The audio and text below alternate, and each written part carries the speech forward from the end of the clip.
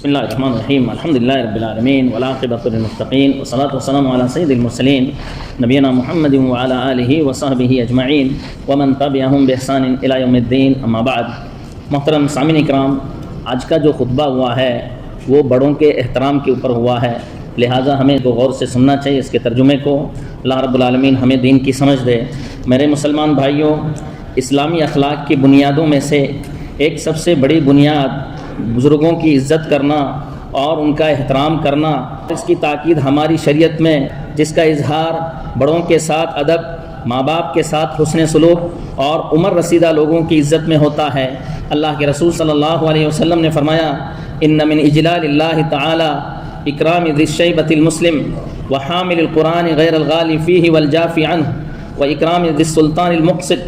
اللہ کے رسول صلی اللہ علیہ وسلم نے فرمایا، اللہ رب العالمین کی عزت کرنے کے اندر کہ بزرگ آدمی کی عزت کرنا اور حافظ قرآن جو حد سے تجاوز کرنے والا نہ ہو اور نہ ہی لاپرواہی کرنے والا ہو، اس کی عزت کرنا، اور عادل بادشاہ کی عزت کرنا۔ جس نے بڑے کا احترام کیا، اس نے اپنے نفس کا احترام کیا، اپنے دین کی عزت کی، اپنے پروردگار کی تعظیم کی اور تجربہ کار لوگوں کا احترام کیا۔ میرے مسلمان بھائیوں، ہمارے نبی جناب محمد رسول اللہ صلی اللہ علیہ وسلم بھی بڑے بڑے صحابہ اکرام کا احترام کیا کرتے تھے، انہیں مجالس اور کلام کے اندر آگے بڑھایا کرتے تھے، اور رسول اللہ صلی اللہ علیہ وسلم فرماتے تھے، لیلنی منکم اولو الاحلام والنہی، کہ میرے قریب عقل مند اور سمجھدار لوگ بیٹھیں۔ اور یہ کیا ہے؟ یہ عقل مندوں کی عزت، اسی طریقے سے بڑوں کو مقدم کرنا اور ان کی تعظیم ہے۔ میرے مسلمان بھائیوں، بڑے لوگ چاہے ہمارے باپ ہوں یا ہماری مائیں ہوں یا ہمارے دادا ہوں، جن کا تعلیم و تربیت اور تجربے میں ہمارے اوپر بہت بڑا احسان ہے، ان کی قدر کرو، ان کے اوپر اپنی آوازوں کو مت بڑھاؤ اور ان کو یہ احساس مت دلاؤ کہ زندگی کے لیے یہ ہمارے اوپر بوجھ ہیں، بلکہ یہ خیر و برکت کے ذریعے ہیں۔ اللہ کے رسول صلی اللہ علیہ وسلم نے فرمایا، البرکۃ مع اکابرکم، کہ برکت جو ہے بڑے لوگوں کے ساتھ ہے۔ یہ اس بات کی دلیل ہے کہ درستگی، توفیق اور بھلائیاں انہی لوگوں کے ساتھ ہوتی ہیں، اور یہی وہ لوگ ہیں جن کی عقلیں مضبوط ہوتی ہیں، دین میں یہ راسخ ہوتے ہیں۔ لہٰذا ان کی رائیوں کو بیکار مت کرو اور ان کے تجربوں کو کم مت سمجھو، اور ان کی باتیں جو ہیں نور ہوتی ہیں، ان کی نصیحتوں کے اندر برکت ہوتی ہے، ان کی مجلسوں کے اندر سکون اور وقار ہوتا ہے۔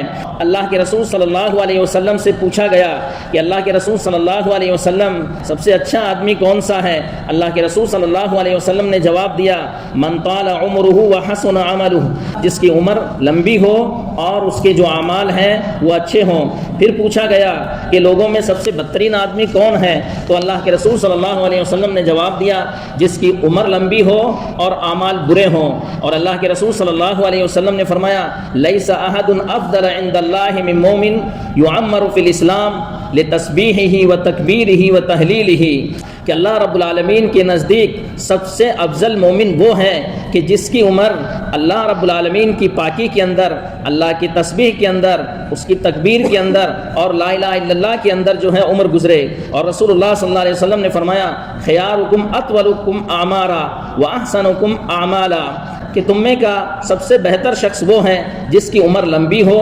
اور جس کے اخلاق اچھے ہوں۔ ہمارے نبی جناب محمد رسول اللہ صلی اللہ علیہ وسلم نے بزرگ لوگوں کو اس بات سے بھی ڈرایا ہے کہ ان کے مال اور دنیا جمع کرنے کے اندر ان کی حرص ہو۔ اللہ کے رسول صلی اللہ علیہ وسلم نے فرمایا، قلب الشیخ شاب فی حب اثنتین، کہ بوڑھے آدمی کا دل جو ہے وہ جوان ہوتا ہے دو چیزوں کی محبت کے اندر، طول الحیات و حب المال، کہ لمبی عمر ہو اور مال سے محبت ہو۔ یہ حدیث صحیح مسلم کے اندر ہے۔ میرے مسلمان بھائیوں، ہمیں معلوم ہونا چاہیے کہ بزرگ آدمی کا جو دل ہے وہ نہ مال سے زیادہ محبت ہونی چاہیے اس کو اور نہ دنیا سے۔ اللہ کے رسول صلی اللہ علیہ وسلم نے فرمایا، یحرم ابن آدم وتشب منہ اثنتان، الحرص علی المال والحرص علی العمر، کہ آدمی بوڑھا ہوتا ہے لیکن دو چیزیں اس کے اندر جوان ہی رہتی ہیں، ایک مال کی حرص اور دوسرا لمبی عمر کی حرص۔ اور اسی بنا پر اللہ کے رسول صلی اللہ علیہ وسلم نے فرمایا عادر اللہ الی امرئ اخر اجلہ حتی بلغ 60 سنہ، اللہ رب العالمین نے اس شخص کے عذر کو ختم کر دیا کہ جس کی عمر اللہ تعالیٰ نے 60 سال کی دی ہو۔ 60 سال کی عمر کے بعد کسی کا عذر باقی نہیں رہتا ہے۔ اللہ کے رسول صلی اللہ علیہ وسلم نے فرمایا ثلاثۃ لا یکلمہم اللہ یوم القیامہ، 3 قسم کے آدمی ایسے ہیں کہ اللہ رب العالمین جن سے نہ قیامت کے دن بات کرے گا، ولا یزکیہم ولا ینظر الیہم، نہ انہیں پاک کرے گا نہ ان کی طرف دیکھے گا، ولہم عذاب علیم، اور ان کے لیے دردناک عذاب ہے۔ شیخ زانی یعنی بزرگ آدمی زناکار، وملک کذاب اور جھوٹا بادشاہ، وعائل مستکبر اور گھمنڈی فقیر۔ میرے مسلمان بھائیوں، ہمیں یہ بھی معلوم ہونا چاہیے کہ بڑوں کا احترام کرنا یہ مہذب معاشرے کی نشانی ہے، دلوں کی اصلاح ہے، اچھے آداب کی نشانی ہے۔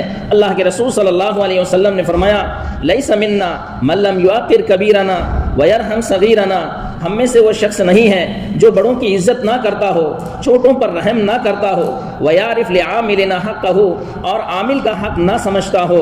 لہٰذا ہمیں چاہیے کہ ہم اپنے بچوں کی تربیت بڑوں کے احترام کے اندر کریں، ان کو یہ سکھائیں کہ بڑوں کے اندر خیر و برکت ہے اور ان کے احترام کے اندر اللہ رب العالمین کی رضامندی ہے۔ ہم اللہ رب العالمین سے دعا کرتے ہیں کہ اللہ رب العالمین ہمیں اپنے آبا و اجداد کے ساتھ اچھا سلوک کرنے کی توفیق عطا فرمائے اور ان کے ساتھ نرمی کا سلوک کرنے کی توفیق عطا فرمائے، اور اللہ رب العالمین تو ہمیں اور ان کو ایسے عمل کی توفیق دے جو خیر و برکت کے ساتھ جس کا خاتمہ ہو۔